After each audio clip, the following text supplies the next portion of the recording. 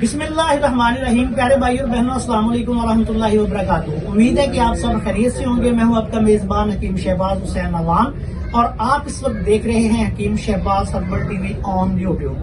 اچھا سر، ایک بہت بڑا سوال جو کیونکہ ہم نے تو سنا ہے، کتابوں میں پڑھا، لیکن آپ نے حضرت صاحب متانی رحمۃ اللہ علیہ کو دیکھا اور انہوں نے جو علاج بالغذا کے نام سے ایک انقلاب برپا کیا.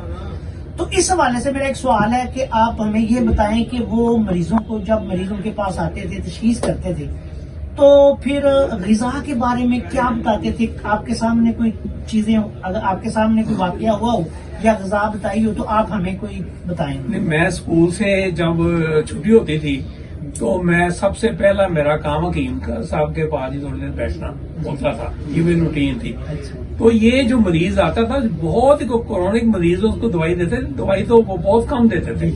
غذا سے علاج کا جو میں نے غذا سنی ہوئی ہے، سب سے پہلے وہ روٹی بند کرتے تھے. اچھا، کچھ عرصے کے لیے کہ جی روٹی بالکل نہیں کھانی.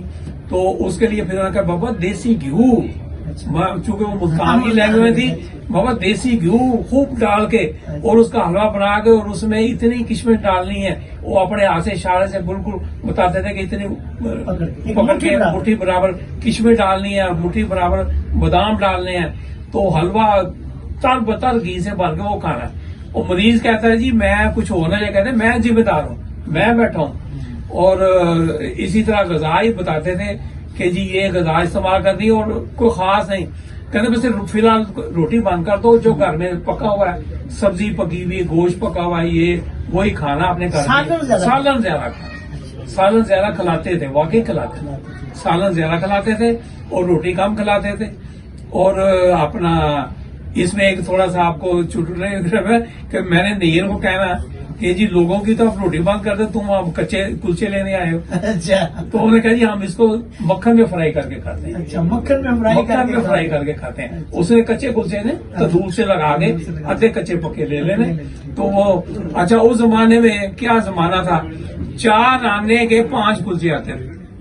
4 آنے کے 5 کلچے. اور جو کلچے اور نان والا ان کے نیچے ہی تھا نورا نان بھائی.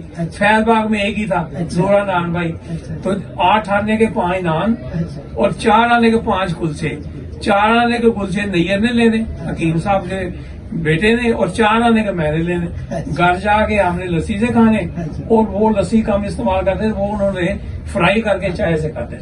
دیسی گھی مکھن وغیرہ، دیسی گھی مکھن. اچھا، دیسی گھی اور مکھن تو ہر ایک کو بتاتے تھے.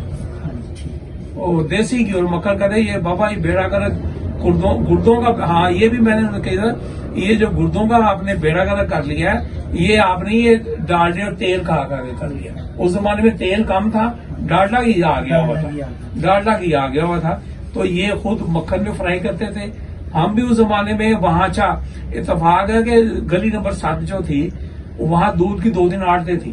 اچھا، تو ہمارے گھر بھی ماشاءاللہ دودھ آتا تھا اور دیسی گھی ہوتا تھا اور دیسی گھی کھاتے ہیں. اچھا، ماشاءاللہ وہ زمانہ بھی